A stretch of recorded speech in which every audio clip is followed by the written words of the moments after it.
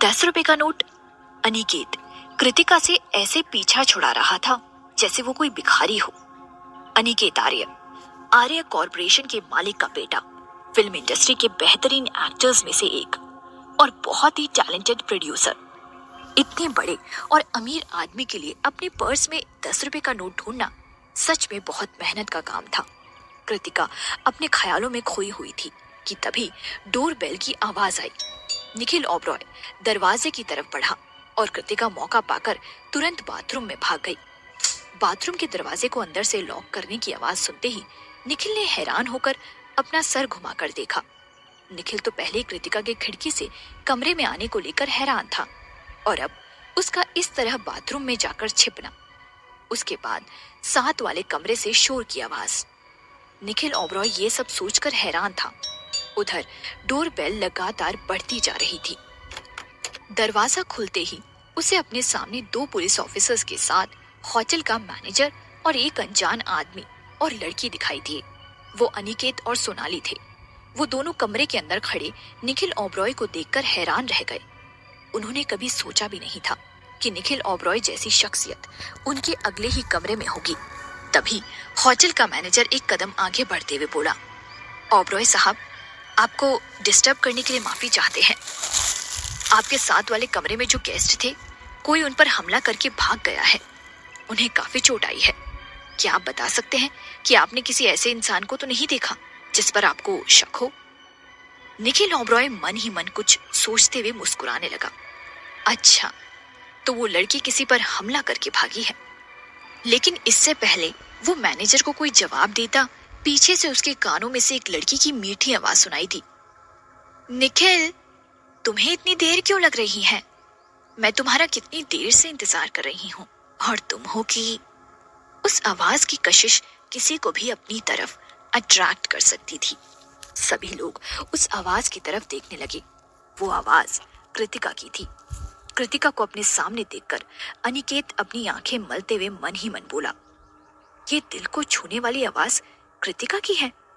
तभी कृतिका दरवाजे तक आ गई। उसने अपने शरीर पर सिर्फ एक टॉवल लपेटा हुआ था।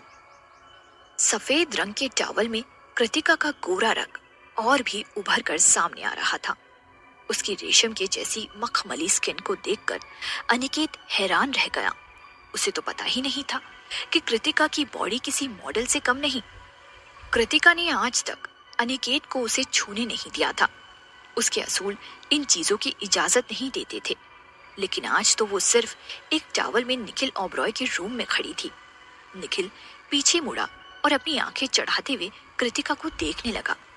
हालांकि कृतिका को इस तरह काफी घबराहट हो रही थी, लेकिन उसने अपनी घबराहट को अपने चेहरे पर नहीं आने दिया, बल्कि वो स्टाइल से चलती हुई निखिल के पास आने लगी। शायद सोनाली की असिस्टेंट बनते बनते उसके अंदर भी थोड़ा बहुत एक्टिंग का हुनर आ गया था। कृतिका आगे बढ़ी और निखिल के गले में अपनी बाहें डालकर खड़ी हो गई। निखिल वैसे ही शांत खड़ा था। वो देखना चाहता था कि आखिर वो लड़की करना क्या चाहती थी।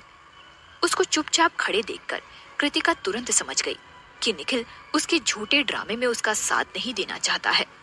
खुद को बचाने के लिए कृतिका उसके और करीब गई और अगले ही पल उसने अपनी आंखें बंद की और निखिल के होठों को चूम लिया।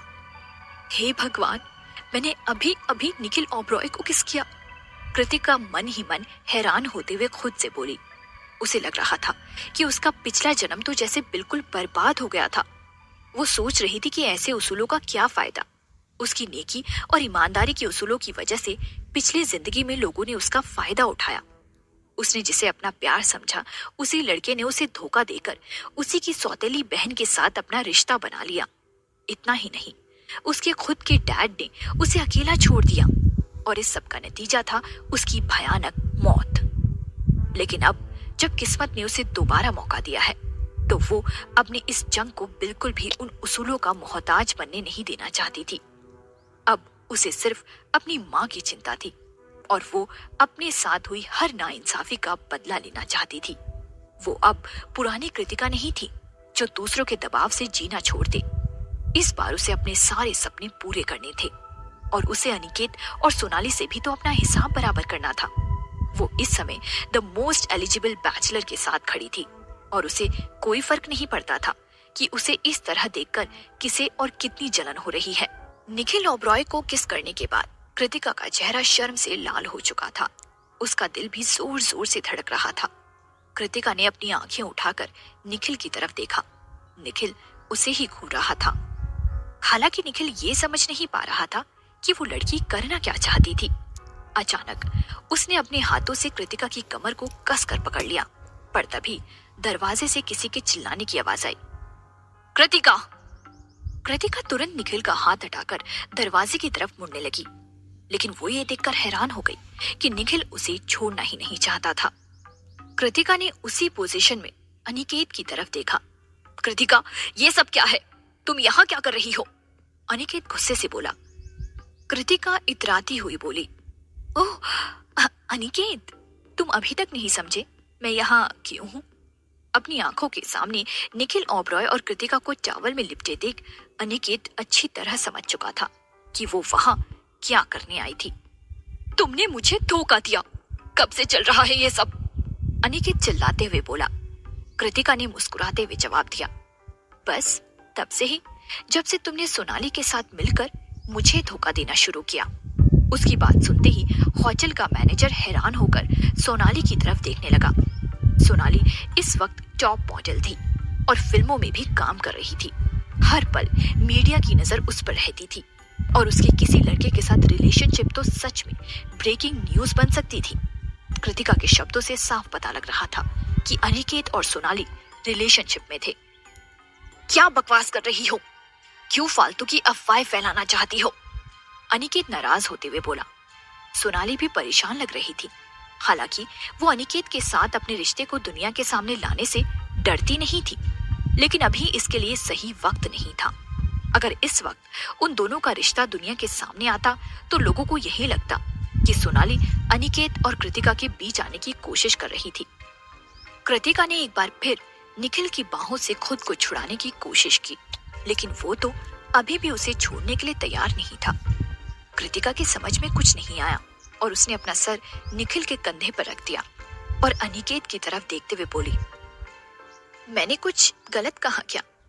मेरी प्यारी बहन के गले में जो नेकलेस है, क्या वो तुम्हारे प्यार की निशानी नहीं है? अगर तुम भूल गए हो तो चेक कर सकते हो। उसके पेंडेंट पर तुम दोनों का नाम भी लिखा है, वो भी उस तारीख के साथ जिस दिन तुम दोनों पहली बार मिले थे। कृतिका अभी भी मुस्कुरा रही थी। कृतिका अपनी पिछली जिंदगी को याद करते हुए सोच रही थी कि वो सच में कितनी बड़ी बेवकूफ थी जो अपनी आंखों के सामने उन दोनों को उसे धोखा देते हुए देखती रही। सबूत उसके सामने थे, लेकिन उसने तो जैसे अपनी आंखों पर अच्छाई की पट्टी बांधी हुई थी। वो बाकी दुनिया को भी अपनी तरह सच्चा समझती थी। उस वक्त उन दोनों ने कृतिका की इसी अच्छाई का फायदा उठाकर उसकी जान ले ली थी। पछतावे से भरे हुए अनिकेत के चेहरे को देखकर कृतिका की आंखों में इस वक्त गुस्से के अलावा कुछ और नहीं था। अनिकेत उसके बचपन का प्यार था। कृतिका की माँ और अनिकेत की माँ के बीच काफी अच्छी दोस्ती थी। बचपन में उसकी माँ अनिकेत को कृतिका के साथ खेलने के लिए उनके घर लेकर आती थी। धीरे धीरे उनकी दोस्ती कब प्यार में बदल गई, कृतिका को पता ही नहीं चला। अनिकेत और उसकी दोस्ती इतनी पक्की थी कि जब कृतिका के डैड ने उसकी माँ को डिवोर्स देकर सोनाली की माँ यानी सौमिता नाम की औरत से शादी कर ली, तभी अनिकेत ने कृतिका का साथ कभी नहीं छोड़ा। वो हमेशा उसके साथ खड़ा रहा। इन्हीं अच्छी यादों की वजह से कृतिका को कभी शक तक नहीं हुआ कि अनिकेत उसे धोखा दे रहा था।